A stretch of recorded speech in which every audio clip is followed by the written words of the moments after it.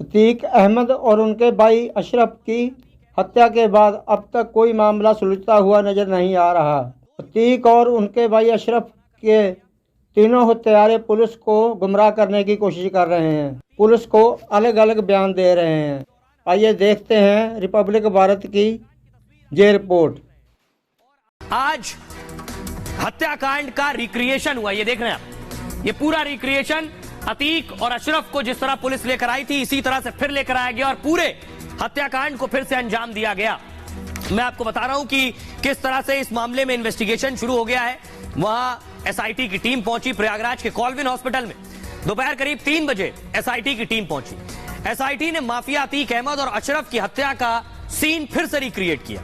यहां 2 युवकों को अतीक और अशरफ बनाकर लाया गया।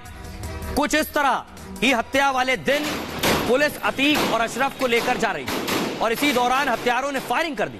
अतीक अशरफ हत्याकांड की तस्वीर आप स्क्रीन पर देख रहे हैं। और आज जब सीन रिक्रिएट हुआ तो ठीक वैसे ही पुलिस के साथ अतीक अशरफ थे और इसी दौरान मीडिया कर्मियों की भीड़ से शूटर्स निकले और गोली चलानी शुरू कर दी। ठीक वैसे ही सीन दोबारा दोहराया गया।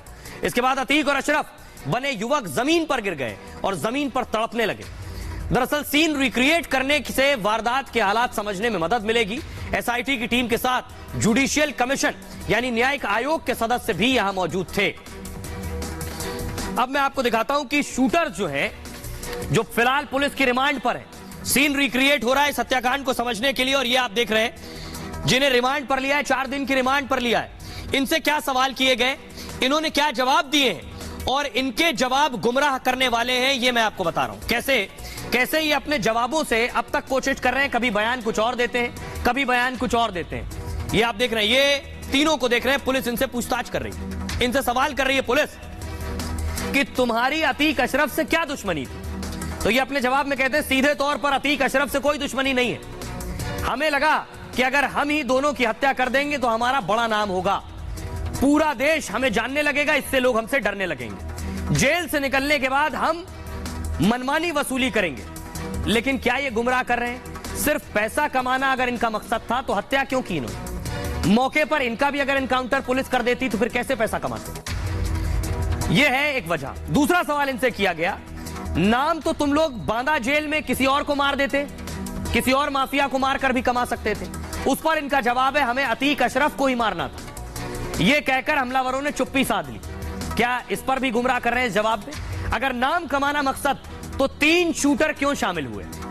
3 अलग अलग लोकेशन से 3 लोग हत्याकांड का प्लान बनाया, एक बांदा से, एक कांचगंज से, एक हमीरपुर से। अगला सवाल, हत्याकांड के पीछे आखिर कौन है?